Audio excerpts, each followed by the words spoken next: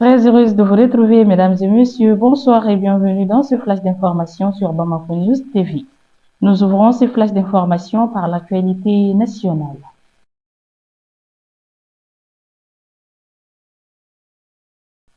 Le président de la transition, le général d'armée Assimi Goïta, chef de l'État et président de la Confédération des États du Sahel, a présidé la traditionnelle cérémonie de levée des couleurs à Koulouba le lundi 3 mars 2025. Cet événement a été marqué par une première historique, la montée inaugurale du drapeau de l'AIS, symbole de l'unité et de la solidarité entre le Burkina Faso, le Mali et le Niger. La cérémonie a rassemblé de hautes personnalités de l'État, parmi lesquelles le président du Conseil national de transition, le général de corps d'armée Maliki Diao, le premier ministre, le général de division Abdoulaye Maïga, ainsi que l'ensemble des membres du gouvernement.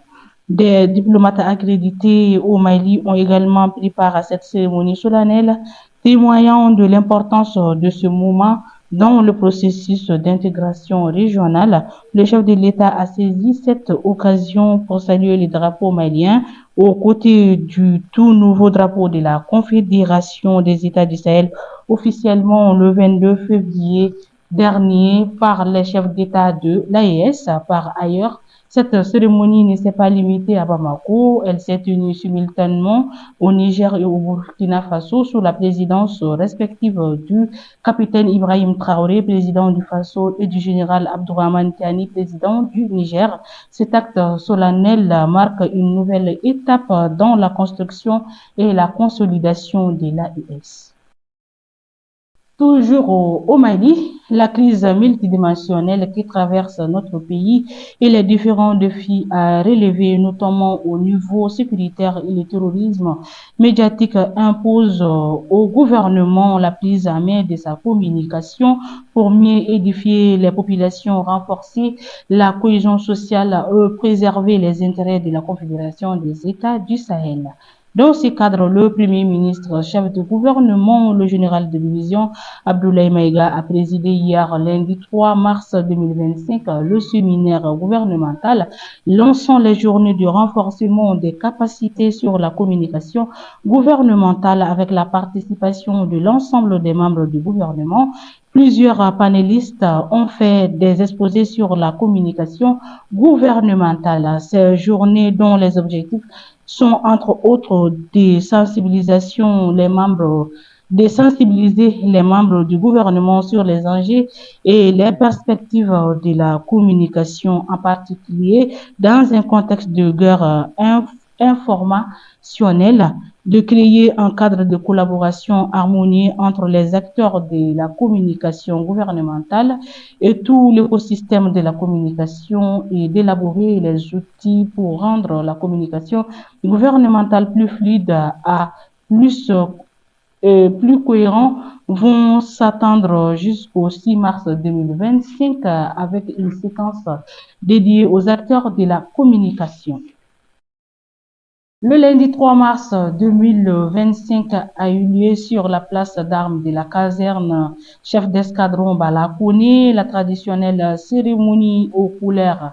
C'était sous la présidence du commandant des écoles et des centres de formation, le colonel Ibrahim Traoré. Cet événement marque le lancement des activités de la semaine et le rendez-vous a réuni les instructeurs, le personnel du centre médical, les stagiaires du diplôme d'état-major des forces de sécurité, ceux du cours supérieur de gendarmerie, ainsi que les stagiaires de la 35e promotion des officiers de police judiciaire regroupant des sous-officiers de la gendarmerie et de la police nationale. La cérémonie aux couleurs est un moment solennel de convivialité. Elle vise non seulement à promouvoir l'esprit de citoyenneté, mais aussi et surtout à renforcer la fraternité d'armes et la cohésion entre les personnels des différentes unités. Le colonel Traoré a saisi l'occasion pour exhorter les personnels à la cohésion, à la vigilance et à la sécurité. Le lundi 3 mars 2025, les enseignants du cercle de Nina dans la région de Sikasso ont entamé un mouvement de grève en réponse de l'arrestation jugée brutale d'un de leurs collègues syndicalistes par les forces de sécurité.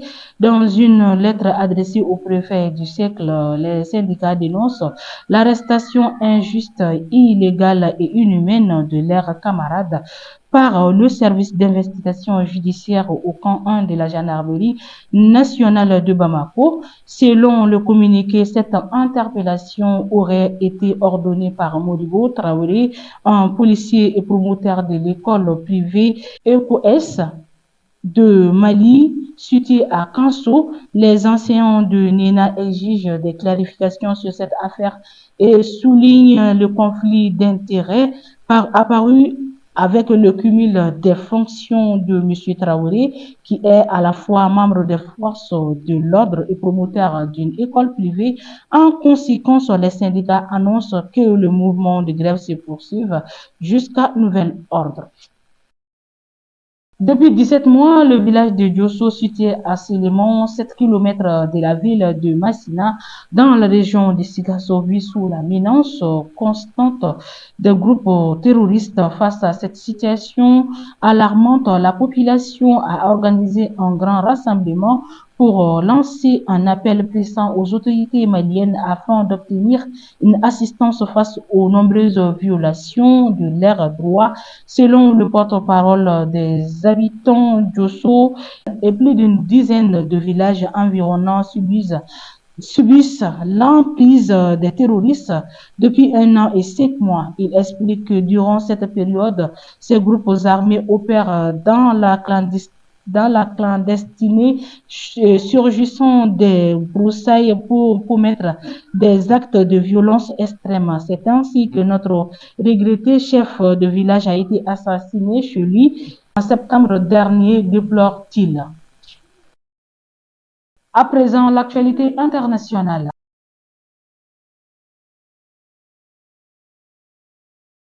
Le président de la transition au pouvoir depuis le coup d'État du 30 août 2023 a officialisé sa candidature lors d'un discours à la Cité de la démocratie. Il promet de poursuivre la renaissance du pays entamée pendant sa présidence transitoire. Le général Brice Clotaire Oligui Nguema a annoncé le lundi 3 mars 2025 sa candidature à l'élection présidentielle prévue le 12 avril prochain. Dans un discours prononcé à la Cité de la démocratie, l'homme fort du Gabon a présenté son bilan depuis sa prise de pouvoir et exposé sa vision pour l'avenir du pays.